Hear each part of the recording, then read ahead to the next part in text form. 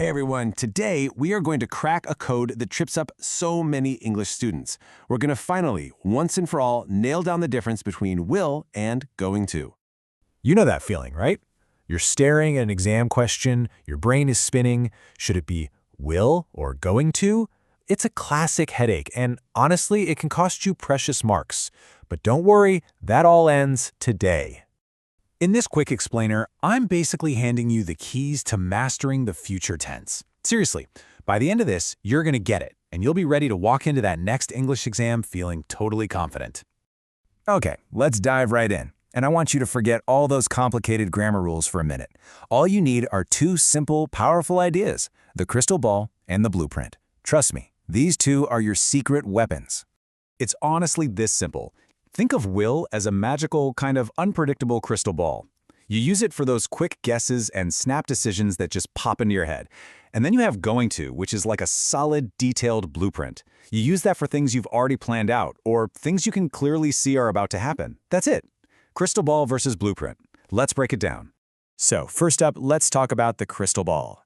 This is the world of will, and it's all about that spontaneous, unplanned future.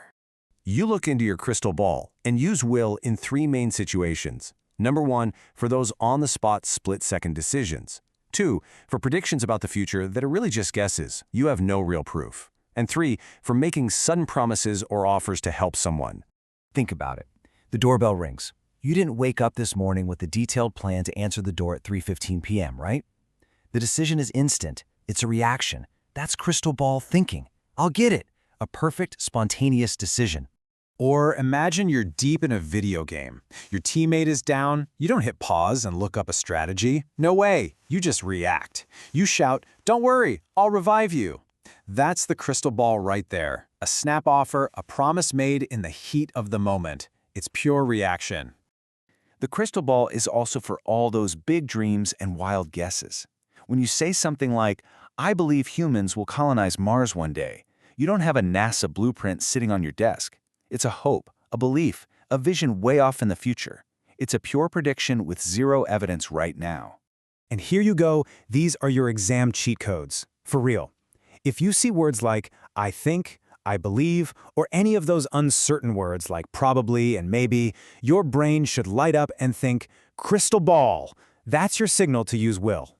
Okay, time for our second tool. Let's put the crystal ball aside for a minute and unroll the blueprint. This is the world of going to, and it's all about solid plans and things you can actually see. So, going to is like an architect's blueprint. It shows something that already exists now that points to something in the future. This works in two ways. First, for a prior intention, a plan you've already made, like when you decide, "I'm going to start a band." The idea is already there. Second, when there's a clear physical sign that makes the future pretty obvious. Like you look at the score, it's 7-0, you say, yeah, they're going to lose. And this is the absolute key point, you guys. With the blueprint, the future is already connected to the present. The decision was made before you even started talking. The plan is already in your calendar or in a text to a friend. It exists right now. This is a perfect example. You're not deciding to go to the movies right now. Nope. The tickets are probably already bought. The plan was made a few days ago. It's a pre-existing commitment, a blueprint for your weekend. You're not guessing, you're just stating a plan. Okay, but what about predictions? This is where it can get a little tricky, right? Is it just a wild guess, or is it something more? Well, this is where we bring out the ultimate tiebreaker. I call it the evidence rule showdown. This rule is so simple, but so powerful. If you can see, hear, or feel evidence right now that makes a future event almost certain, you have to put down the crystal ball and pick up the blueprint. Evidence turns a guess into a near certainty, so you absolutely must use going to. Let's test this out. Pop quiz. Your friend's phone is half on, half off the edge of a table. It's wobbling.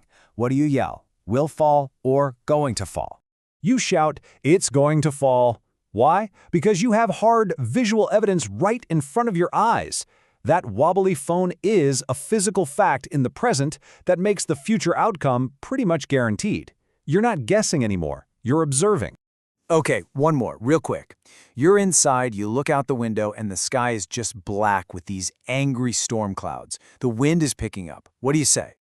Exactly. You say, "It's going to rain." You're not just making some random guess about the weather. Those dark clouds are your evidence. They're your blueprint for what's about to happen. You can literally see it coming. Okay, let's wrap all this up into one simple, powerful cheat sheet. This is the thing that's going to guarantee you get it right every single time on your exam.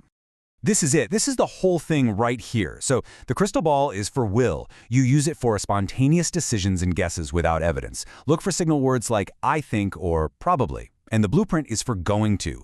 You use it for prior plans and predictions with evidence. Look for signal words like look or already planned. Go ahead, screenshot this slide. This is your key. And that's all you need to remember. Just two things. Two simple, powerful tools. The crystal ball for the unplanned, and the blueprint for the planned and the proven. With these two in your back pocket, you can walk into any test and pick the right future form every single time. So, forget all that confusion. You've got the secret code now. You have the blueprint. The only question left is, what are you going to master next? Thanks for watching.